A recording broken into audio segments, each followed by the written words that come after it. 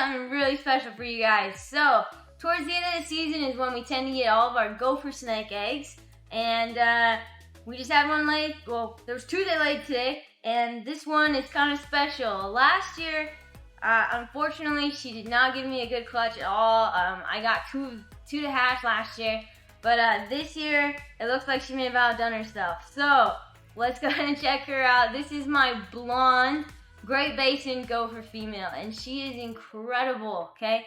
This is a locality animal. These are found down in Phelan, which is down in California in the desert. And I got into these guys because I just loved the yellows and the black on them. The male's contrast is pretty cool. As babies, I love how they look as babies. But my female actually developed a lot of that yellow coloration that I really loved. And so I was really excited to, grow her up as she matured and everything. I got this pair back in 2016, and they've done really well for me. Just last year, I just missed the breeding window somehow. It's not perfect every year, so it was disappointing to say the least. But this year, this pile of eggs looks really, really good. I'm excited to check it out. And then there's one other gopher that laid today too. So we'll get to her in a little bit, but let's focus on this blonde Great Basin right now. This is the only Great Basin I have in my collection, this pair. Currently, anyways. You never know when that could change. But I really love these guys. The Great Basins are a great other species to work with. At least I really enjoy working with them. Even though I've only had a pair, but they're fun. Occasionally they'll have a little bit of an attitude still, but they're one of the smaller gophers still, although my female is not necessarily small. She's an easy 5 feet, probably bigger, and she's really fun. So we'll go ahead and get her out, and then we'll take a look at these eggs. And so far, I think I only see 1 slug, and the rest of the pile is perfect. So fingers crossed, it really is perfect. Let's take a look.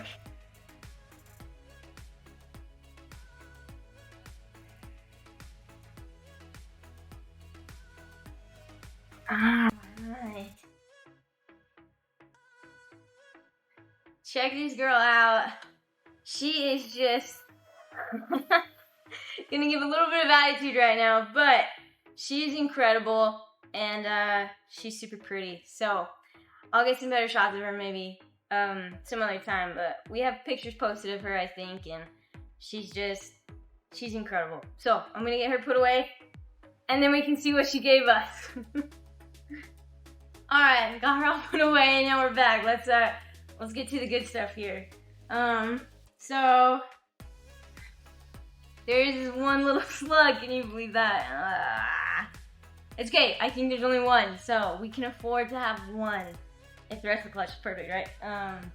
Anyways, let's go ahead and grab these really quick. There's the pile. Check that out, huh? Pretty good. Dang, what do we got? I haven't counted yet, so let's see. 2, 4, 6, 8, 10, 12, 14, 16, 17. Are you kidding me? I will see that's legit, but I think there's actually 17, and then a slug. That really makes up for last year, cause dang, that was such a bummer. I had people asking me like, "Hey, you're gonna have blondes this year, or like last year?" And I was like, "Yeah, I sure hope so." And then we won't talk about it anymore. Let's just focus on this. This looks really great. So let's scoot that over a little bit here. I actually I set this cage up weird for her to lay in. I put sand chips in too, with the spag moss, and I don't even really know what I was thinking. I guess I just want to try something different. But guess what? There's a beautiful embryo in this egg. So odds are pretty good that the rest of the clutch is good too. So that is awesome. So happy, you guys. So happy. Part of the reason why I like these guys so much is well, one, let's go back to my roots for a minute, okay? So I grew up actually as a little kid in California. So I grew up in a town called Palmdale, California, And we moved here to Utah. So we live in Utah now. This is Spanish Fork, Utah, is where we're based out of, and we love it here. But we lived out in Palmdale, and we lived there till I was 10, and then we moved here to Utah. So I spent like my early childhood in California, and that's where I first kind of, you know, fell in love with snakes. Obviously because my parents had a snake business, and I was the kid in the family that took after mom and dad and fell in love with snakes pretty much. So out in Palmdale where we lived, my point is that there were Great Basin gopher snakes out there where we live. And so I always wanted to have Great Basin gopher snakes in my collection, because that's what I'd go out and catch as a kid, and it was so fun, really special. It was one of my favorite things to do, honestly. So we'd go out in the backyard and, you know, find snakes in neighbors' yards, and neighbors would like call my family up and then be like, hey, like there's a snake over here, can you guys come take a look or something? And we're like, oh yeah, no big deal, like sure. I think we relocated a couple from people that were like scared of them, you know, but they're not scary. They're harmless.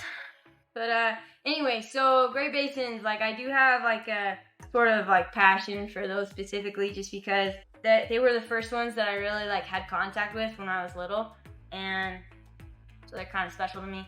Although it wasn't like this feeling locality specifically, but feeling, well, what is that? Probably, I don't know, 2 or so hours, maybe a little further from where Palmdale is.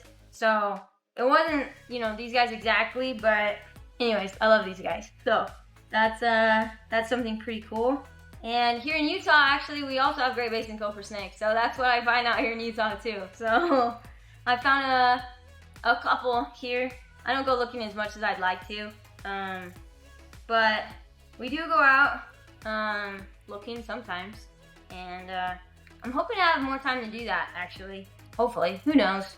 Work keeps me pretty busy as it is, so when I have time, I really enjoy going out and herping, as they call it. So anyways, it's a good time. So far, all those have been looking perfect, so as long as all goes well in incubation, it looks like we should have a nice group of blondes available this year. So, for those of you that have been waiting for these, I should have them. Alright, there we go. That is so great. So, 17, well, let me double check. Okay, 1, 2, 3, 4, 5, 6, 7, 8, 9, 10, 11, plus 6, that makes 17. So, there you have it. 17 blonde eggs going in the incubator. 1 slug. Hate that, but love this, and I'm really excited to share these with you guys when they hatch in a couple months, and that'll be pretty exciting. So I'm gonna go ahead, get these put away, and then I'm gonna grab out that next female and we'll let you guys check her out. Alright, got the next female out. So like I mentioned earlier, this is another gopher snake. This one also holds a special place in my heart. So she is a San Diego gopher snake, and she's a striped dire line T-positive albino.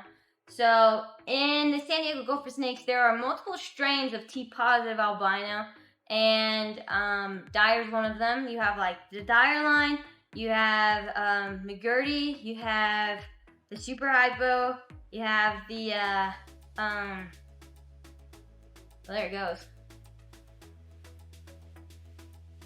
Well, it'll come to me at some point when it's not important. So anyways, she's a striped dire, and she's produced now for a couple years, and it looks like she laid another really great clutch. I'm really excited. So this was, she's a visual.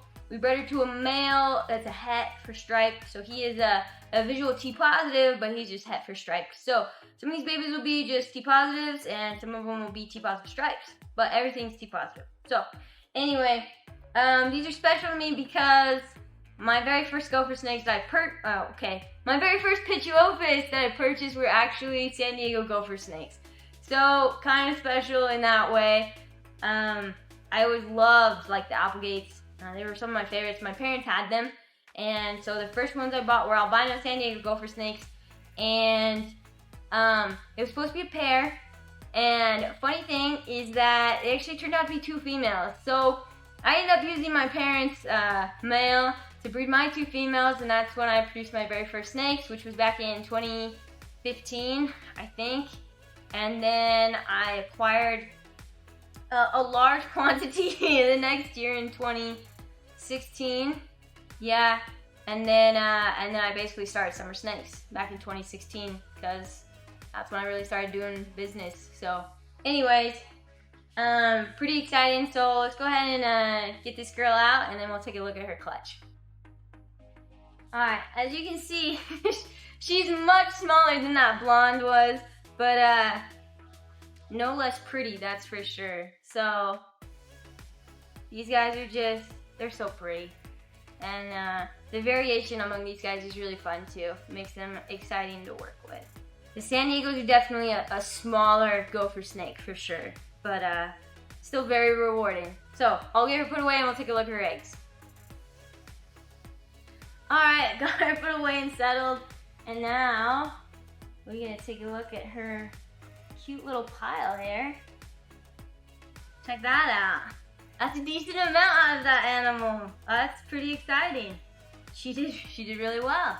So she's a 2019, but she didn't produce until she was 4, which would have been last year. Would have been her first year. Yeah. So this is only her second time producing.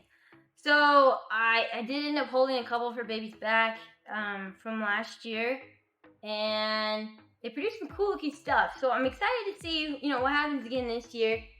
And that's exactly what we want to see right there. Great embryo. I don't know if you guys can notice, but I've been here so long. Well, okay, I'm here so late that the daytime lights are all turning off right now. So if the light is getting worse, that's why. Because it's getting dark outside and the daytime lights that are on sensors, they're turning off. So we have the manual ones, those ones will stay on, but we might lose some light in here. So anyways, I'll try to go a little faster. Anyhow, I'm excited to see, like I said, the results of this clutch for this year. I didn't even count. Oh man, we need to count. Okay, let's see. Let me take those off. All right, so we got 2, 3, okay. 4, 5, 6, 7, 8, 9, 10, 11, 12. She gave us a dozen. Holy smokes. And these are actually decent sized eggs out of her too, which I'm really happy with. So, with a dozen. Nice. Right on. Like I said, gopher snakes are like the last ones to lay, usually during the season. All my bull snakes, well, there's actually a couple more bull snakes that are supposed to lay eggs. But the gopher snakes usually are the very tail end. Specifically the Sonoran gopher snakes are usually like the very last ones to lay their eggs. Which, when you're trying to work on some projects with them, that's kind of painful to just wait and wait and wait. But we've had a couple Sonorans lay, but there's still a couple that might lay. So we'll see. All right, guess what? It was a perfect clutch of 12, and I can be more happy for that. That's awesome. So that'll give us another 12 eggs in the incubator. So that was a total of what? 29 eggs today. Yeah. 29 more eggs going in the incubator. Fun fact of what that actually means is that we just broke 500 eggs in the incubator today. Whoa, I can't wait to go home and tell Spencer that. That's gonna be awesome. He's actually at home right now. But we broke 500 eggs for summer snakes for this year. That's pretty incredible. So odds are probably that not all of those will make it full term, most likely. I mean, you gotta expect to lose a couple here and there. Because not everything turns out perfectly.